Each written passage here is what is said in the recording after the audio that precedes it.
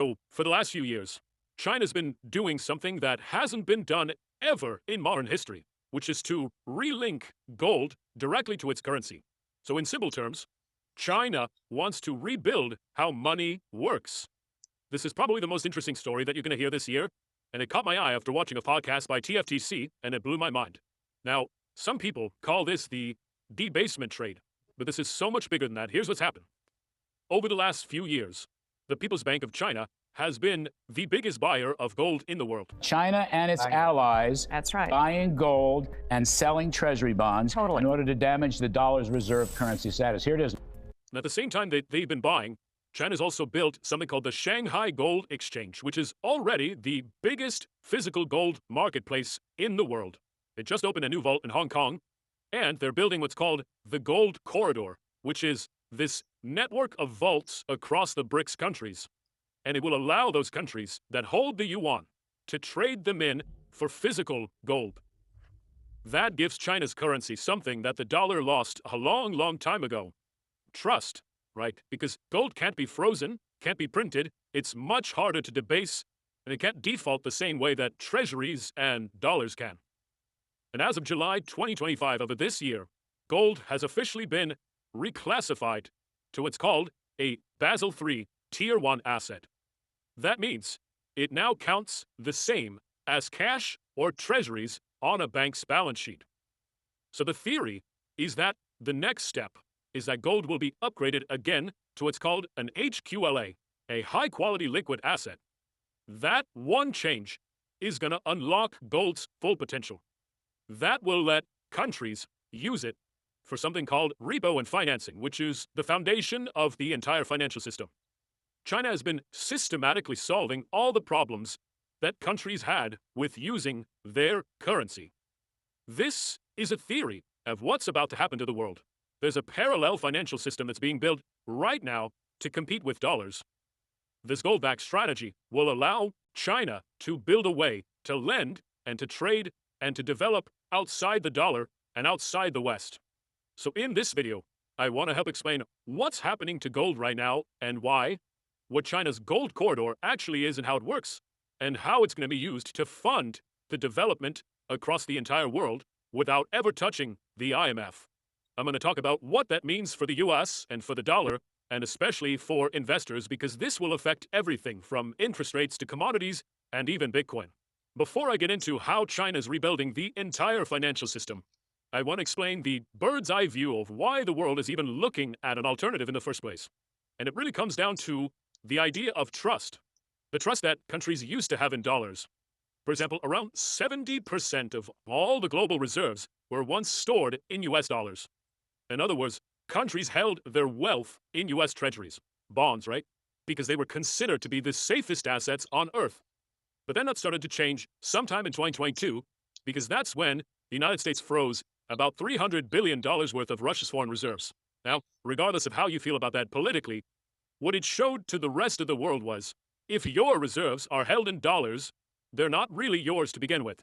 They can be seized, they can be locked, and we can just turn it off with a click of a button. So countries are like, okay, I have a question. If you can do that to a nuclear power like Russia, what happens then if we disagree with you next, right? So that's why this change started to accelerate, because there was this loss of trust for paper assets. Central banks around the world, especially in what are called emerging markets, started to lower their exposure to US assets, and they started selling off their treasuries, and they started buying gold instead. Slowly at first, but then faster and faster. Check this out, this is fascinating. This is a chart of how much gold China has.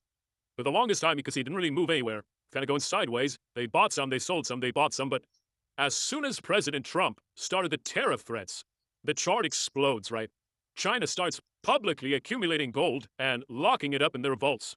It's the fastest pace of buying in modern history, being done on a scale that's publicly, this is important, publicly visible to the rest of the world. Because remember, China could easily be buying this stuff in private, but they're not. Because what that does is it telegraphs to all the other countries that, hey, look at all the gold we've got. We could now get off of US treasuries. That gives us the ability to get off of dollars. You can actually see this trend on a way bigger scale here in this chart. According to Luke Rahman, in just a couple of months, gold's share of reserves on the balance sheet will surpass U.S. Treasuries. Again, just to prove the point even more, on an even longer time horizon, you can see the same thing's been happening. The dollar's share of global reserves have been falling to the lowest levels in decades. By the way, officially, the People's Bank of China reports that they have about 2,300 tons of gold or so. But the real number is probably way higher. Places like Bloomberg Economics and JP Morgan and the World Gold Council estimate that China probably controls closer to 3,500 to 5,000 tons when you include the gold held by state banks and sovereign funds that aren't really publicly disclosed. Okay, so hopefully I've established the point that dollar ownership is going down, gold ownership is going up. But there was another major breakthrough that happened to gold that not a lot of people know about, which is that in July of this year, it became what's called a Basel III Tier 1 asset. So here's exactly what that means. This is where it gets really interesting. For decades, gold was actually considered what's called a Tier 3 asset under the old Basel banking rules. So what does that mean, right? Well, that meant that if a bank held, for example, let's say $1 billion worth of gold, it could only count about half of that value on its balance sheet. It's piggy bank, right? The system was literally designed to make sure that gold stayed something that banks stored and did not use. But then Basel III came along and it changed everything. Gold was upgraded to a Tier 1 asset, which means that now banks can recognize 100% of its value. That's a big deal. But here's the thing, you still can't lend against gold. You can't borrow with it. You can't use it for repo. By the way, repo is the short-term lending system that keeps the entire global financial system stable. It's where banks borrow from each other overnight using treasuries. It's complicated, but what it means is gold went from being a shiny rock to now a more valuable shiny rock with better accounting. Okay, but that's where China stepped in, because the next level above Tier 1 is something called HQLA, which stands for High Quality Liquid Asset. These assets are so safe, so stable, and so liquid that banks can actually use them as collateral in financing. Right now, those assets are basically U.S. Treasuries. It's the plumbing behind every loan, repo, and credit facility in the world. U.S. Treasuries are what's used for the whole system. Now, if you're a country and you want to build, let's say, a port or a factory or a power grid, you got to go to the central bank and you got to say, hey, I need to borrow some money. And they'd be like, deposit some high-quality liquid assets with us, and then we'll lend you the money. Right? Now, again, that collateral is mostly U.S. Treasuries, which is also why the U.S. dollar has played such a big role in the world. It's the link to these treasuries. It is needed to borrow money. Okay, but imagine what would happen if gold was able to join that list. Gold would go from being a passive, shiny rock to a thing that could be used to borrow, to lend, and to fund infrastructure with, all without ever touching the dollar. If gold becomes HQLA, countries will not need dollars to finance their economies anymore. And that brings us to the BRICS summit that took place in May. So for years, China's been trying to convince the entire world, mostly the BRICS countries, Brazil, Russia, India, South Africa, to use the yuan in their trades. But everyone pushed back with the same question. This is hypothetical, but I imagine this is how their conversation was going, based on what's happening. China was like, will you guys use our currency, please? And they're like, okay, we'll use your currency, but would mostly just rather use the dollar. But out of curiosity, what are you backing it with? China's like, well, we're backing it with our economy, with a factory of the world. It's stable. But as an added perk, if you want, we'll let you convert your yuan to gold anytime you want. They're like, that's cool, okay. But where's the gold going to be stored at? China's like, China. So all the other countries are like, no, we're good. We've seen how that played out before with the US. We're not going to trust you to hold our gold. That was a conversation that was happening years ago. But at the most recent BRICS summit, China had a lot of brilliant ideas to solve a lot of the problems those countries had with using the yuan. So here's how China's going to get the developing world to use their currency.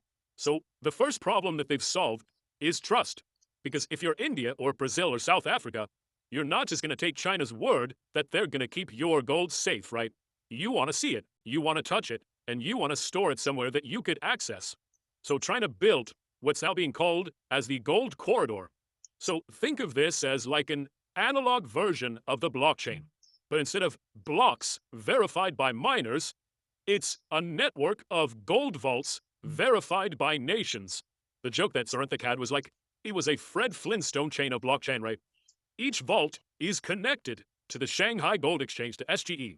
and it tracks every bar, its purity, its serial number, who owns it. So that one change fixes the problem of decentralization and trust, because the gold custody is now geographically decentralized. It's verifiable, redeemable, and honorable to an extent.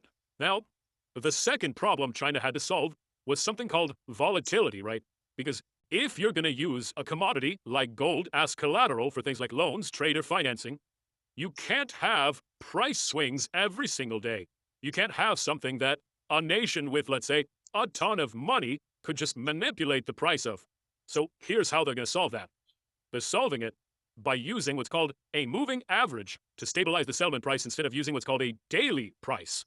In other words, instead of pricing gold by whatever it's worth this morning, instead they might average it out over the last 200 trading days. So whatever the price was on average over the last 200 days is the price. So that makes gold much more predictable, less volatile, and it smooths out the price risk for everyone using it. Now, here's where it gets even more interesting. And this is the most likely thing that China is about to do next. This is what scares the US big time. China's going to use this network, this system that it's building, to build other countries that need financing. So think about Africa, for example. A lot of countries there are really rich in natural resources and commodities like gold. Africa produces between a quarter and a third of the world's gold, with more than half of the gold extracted on the continent in 2022 coming from artisanal and small-scale miners. But they don't have the infrastructure. Under this system, those countries will now be able to deposit their gold into the SGE, the Shanghai Gold Exchange, and then China, through something like the New Development Bank, which is the BRICS Bank, they'll be able to loan them yuan against their gold to build anything they like. Roads, airports, power plants, whatever. China then gets to finance the development of and build influence and help countries go around the West and around the IMF, the International Monetary Fund, all while using gold as this high-quality liquid asset. That's where we come full circle, right? That's how gold gets to HQLA, regardless of what the West wants. So gold goes from being just an expensive, shiny rock that sits in a vault to an actual financial instrument that you can lend against, borrow with, and build on. Now, so far, this is not official yet, but that seems to be where we're going. And here's where it gets even more interesting. This video just keeps getting more and more interesting, and I've probably put everyone to sleep at this point, but I think the United States knows exactly what's happening. Like, they're not just finding out about this from me here on YouTube. So, do you remember how earlier this year, the US started repatriating its gold from London back to the US? I remember making a YouTube video about this, and the official story was that it had to do with the tariffs, or the big Doge audit, right? The US was calling its gold back because of the tariff trade, or it was afraid that it was going to have a Fort Knox audit. But that never really made 100% sense to me. I think what's really happening is that the US has known that all of this has been happening, that China's been building its gold corridor. It's expanding vaults across Asia, the Middle East, and Africa, and the US is like, okay, fine. We want our gold back too. Because if the world is moving toward a financial system where gold has to actually physically move and physically exist, not just on paper, but for real, and your partner countries demand the ability to redeem that gold, then custody, or whoever holds the gold, becomes everything, right? Who keeps the gold safe? So if the US wants to stay competitive in this new system, it needs to control more of its own gold physically instead of trusting it at someone else's vault. Now, officially, the US holds roughly 8 tons of gold, maybe more, which is at this time the biggest stash of gold in the world. But a big portion of it was stored and accounted overseas for decades, mainly in London. So bringing the gold back to the US is a way for it to prepare for this new potential system without flat out saying, we want our gold back because the dollar might not be around, right? So if gold does become a high-quality liquid asset, if it's allowed to be treated like treasuries, then whoever holds it physically has real collateral power to fund the rest of the developing world so that it can exert its influence on it. Okay, but now, on a practical level, right, what does that mean for gold's price? Right now, most financial institutions, like, for example, central banks and sovereign wealth funds and pension funds, they keep somewhere around 20% of their reserves, or their piggy bank, inside of these gold or equivalent hard assets. But now there's new guidelines being published at places like Bank of America, for example, and what they're saying is that the amount of gold that should be held in reserves should be closer to about 30%. And that's a 10% difference. Doesn't sound like much, but across the entire global financial system. That is estimated to be about $2 trillion worth of new demand. Now, gold is not like the dollar, right? You can't print more of it. So that $2 trillion of new demand could translate to a much, much higher price of gold than we've ever seen before. Some people say that in 5 years we could see gold at double what it is today. Now, I'm not personally making that prediction, but that is a very possible reality and it wouldn't surprise me. So then the question is, how will this affect investors, and specifically something like Bitcoin? So when you look at this chess game that's being played through this perspective, at least to me, it makes a lot of sense why something like gold or something like Bitcoin could have been suppressed in price for so long. Like if I were a country interested in both options as a possible alternative, why would I want the price of any of it to skyrocket until I had huge amounts of control over it? So I think what we're seeing is a split. On one side, you have China and the BRICS building a world where money is again backed by something physical and old and something people can see and touch. And on the other side, you have the US, which is the world's biggest exporter of paper money. And if China's system is collateralized by gold, the US will eventually have to compete and counter with something that plays to its strength, which could also be its gold. I don't know. But it could also be technology. In other words, if China is pairing its currency with something like gold, then the US could one day be paired with stable coins or maybe Bitcoin. Because think about it, both give you the same purpose in different ways. Gold represents trust through time because it's thousands of years old, it's physical, it's slow, it doesn't change much. And Bitcoin represents trust through energy and math. It's digital, it's transparent, it's vast, it's borderless, it has its own advantages. China's system is about control and hard collateral. The US could also have an advantage through hard collateral, but openness. So, for the first time in modern history, I think, we might be going into a world where governments have to compete for influence, for the better idea of what money is. That's something that has never happened before in history. In the past, there was always one global standard, one world reserve currency. But now we can be going into like this multi-monetary phase of history where gold-backed money is led by China and BRICS, and a digital one led by the US and the West built around programmable assets, tokenized assets, and maybe Bitcoin. If that happens, money then becomes something countries and people can choose. Both are competing for versions of what comes after the dollar, and I actually think both can exist at the same time. And when, if it happens, I think you could see both asset prices reprice very, very quickly. Now, when I say quickly, I don't mean this year. That could mean 5 to 10 years from now, which is still considered very quick on these scales. But who knows? I want to give a huge shout out to TFTC21's podcast. I'll leave a link down below. And Sarenthak, he also has a newsletter if you want to check it out. But it really blew my mind.